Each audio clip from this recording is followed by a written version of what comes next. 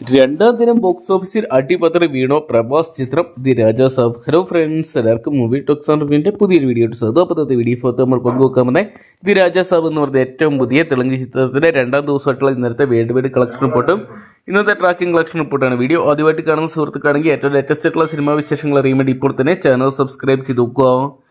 ആദ്യ ദിനം world box ഓഫീസിനായിട്ട് 112 കോടി പിന്നിട്ട ചിത്രത്തിന് രണ്ടാം ദിനം ബോക്സ് ഓഫീസിൽ അടിപതറുന്ന ഒരു കാഴ്ചയാണ് കാണാൻ സാധിക്കുന്നത്. കേരള ബോക്സ് ഓഫീസിൽ തകർന്നടിച്ച ചിത്രം തെലുങ്ക് ബോക്സ് ഓഫീസിൽ ഇപ്പോഴും തരംഗമായിട്ട് മാറുകയാണ്. ചിത്രത്തിന് ഇന്നലെ മാത്രം തെലുങ്ക് പതിപ്പിന് 20 കോടിക്ക് മുകളിൽ കളക്ഷൻ സ്വന്തമാക്കാൻ സാധിച്ചപ്പോൾ ഹിന്ദി പതിപ്പിന് 5 കോടിക്ക് മുകളിൽ കളക്ഷൻ സ്വന്തമാക്കാൻ സാധിച്ചിട്ടുണ്ട്. ചിത്രത്തിന്റെ ഇന്നലത്തെ വേൾഡ് കളക്ഷൻ റിപ്പോർട്ടുകൾ പുറത്തു വരുമ്പോൾ 25 മുതൽ 30 കോടി രൂപ വരെ ചിത്രം സ്വന്തമാക്കിയെന്നാണ് അറിയാൻ സാധിച്ചിരിക്കുന്നത്. പ്രഭാസ്, സഞ്ജയ് ദത്ത്, മാളവിക മോഹൻ, നിധി അഗർവാൾ തുടങ്ങിയവരെ കേന്ദ്ര കഥാപാത്രമാക്കി മാരുതിയാണ് ഈ ഒരു സിനിമ ഡയറക്റ്റ് ചെയ്തിരിക്കുന്നത്.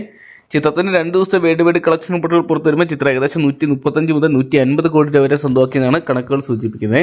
എന്തൊക്കെയാണ് ചിത്രം വലിയ വിജയങ്ങൾ തന്നെ വരും ദിവസങ്ങളിൽ സ്വന്തമാക്കുമെന്ന് ഉറപ്പിക്കുക. എങ്കിലും ബഡ്ജറ്റ് 400 കോടിക്ക് മുകളിൽ കണക്കാക്കപ്പെടുന്ന ചിത്രം എത്രത്തോളം സേഫ് ആകുമെന്ന് കണ്ടതിന് അറിയേണ്ടി വരും.